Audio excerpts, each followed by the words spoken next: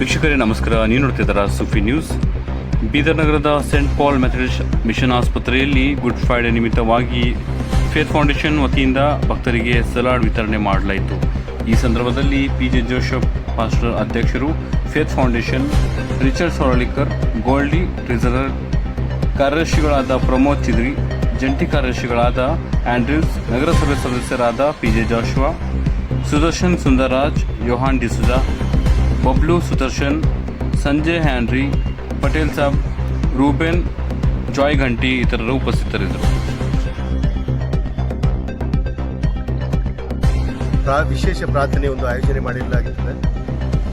ಇಂದು ಬೆಳಗ್ಗೆ 10 ಗಂಟೆಯಿಂದ scent falls Methodist ಚರ್ಚಲ್ಲಿ ಒಂದು ವಿಶೇಷ ಪ್ರಾರ್ಥನೆ ನಡೀತಾ ಇದ್ದು, ಇದರಂದು ಕ್ರೈಸ್ತರು ಉಪವಾಸ ಪ್ರಾರ್ಥನೆಯಲ್ಲಿ ಇರ್ತಾರೆ.